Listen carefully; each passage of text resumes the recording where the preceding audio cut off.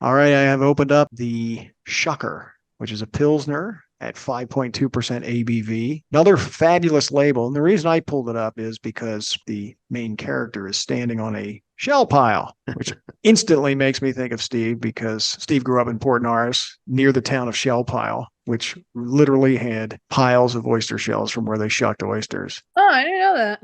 Yeah. And we filmed a video 1985, 86. I think it had something to do with when I moved to Florida and I would tell stories about South Jersey, nobody would believe me. So when we went home for Christmas that year, we took a video camera out and we filmed in Bridgeton and Millville and Port Norris, and we ended up in Shell Pile, and we made this bizarre documentary about just where we grew up. It makes no sense. It's like David Lynch made a documentary about South Jersey. But my favorite scenes are in Shell Pile. So for years, whenever I edited a home video, I would call it Shell Pile Home Video Presents. So when I saw the Shell Pile, I was instantly You attracted. caught the Easter egg. Yeah. It was an homage to Shell Pile. The town of Shell Pile, just so you know, Jamie, because you're into the history of all this, we're going back 100 years or more now. The oyster industry down, this is Port Norris off the Delaware River there in the Delaware Bay. It was crazy. They would fill trains. Like the trains would pull up and dead end at the shucking houses, and they would fill these things with oysters. I mean, there were that many out there back in the day. And so in order to process all these oysters, they hired people from the South, to work there, but they built houses on the marshland in Shell Pile. It was literally like just a road that went straight down to the river, and they would build basically on stilts. They would build these duplexes, and these people lived back there, and the town was just booming. And you would see piles of shells that would be 4 or 5 stories tall, where they would just pile these things up in the back. And I guess eventually they put them back in the river. By the late 40s, early 50s, they got hit with several diseases, like wiped everything out. And so the town just died, and all the businesses that depended on the oyster industry died. My dad had a blacksmith shop, and that went under, and all this stuff just died. So here I come along in the 60s, little kid, and the town's all boarded up. And all you heard about was, we used to have this, we used to have that. And over the course of the next 15, 20 years growing up there, you watch all these buildings slowly like decay and fall down, or, they'd mysteriously catch on fire. And all those homes that were built on stilts all collapsed into the marsh, but the town itself just never came back. And they're still waiting for the big comeback of oysters. It's coming. But anyway, that's a brief history of Shell Pile.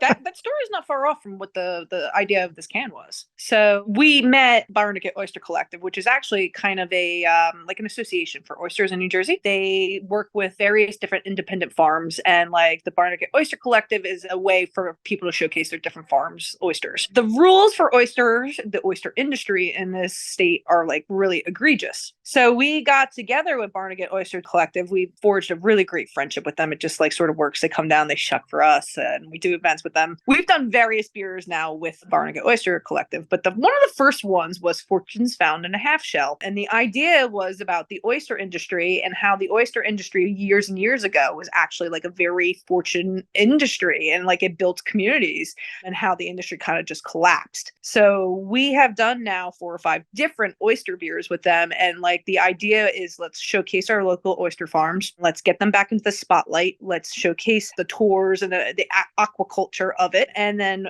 we built the Shucker, which was our first Pilsner. At first, we thought we were going to put oysters in the Pilsner, but after working with them for how many years, we were like, why don't we build a oyster cracker Pilsner and have it be the perfect pairing, very dry, so that if you ate an oyster and had some of the beer, it would act as your cleansing palate. So that it really, like, the entire relationship with them has come off of just like this idea of the oyster industry we're hoping will eventually, come back. What's the quote on the can? The golden age of oysters is before us. That's on the. I want that on a shirt. I just think that's very profound. I'm not t-shirt to actually say down to shuck. That's very good. I did, what was it, 11 years ago now. They used to have a thing called Bay Day down in Bivalve on the summer. And I did a t-shirt for them one year. And it was, I copied R. Crumb's Keep On Truckin', and I made it Keep On Shuckin'. He had an oyster knife in his hand and oyster in the other. The oyster industry, believe it or not, in New Jersey, and maybe because I'm just so connected to the Barnegat Oyster team, they are incredible. The oyster farms in New Jersey, I think, are some of the best oysters in the country. And then they have this incredible guy, Shane, and he is one of the best shuckers in the world. So Shane competes in all the oyster shucking competitions. Oh, wow. He's like one of the quickest. And then he does fire glazed oysters. Like if you have him come down to your brewery, you're not just shucking open oysters and eating them. He comes with blow torches. He's done chocolate covered oysters. He's like the most insane person for oyster shucking. And he comes to our brewery a lot. So I told Steve, funny enough, we're going to put him on the can. And Shane was so excited. Like Shane was just like, oh, I'm going to get you my headshots and all this type of stuff. And then like Steve gives us that label and I sent it to Shane and Shane's like, ah. And then the rest of the Barnegat Oyster Collective was like, it actually looks like him. I did put his bandana on him.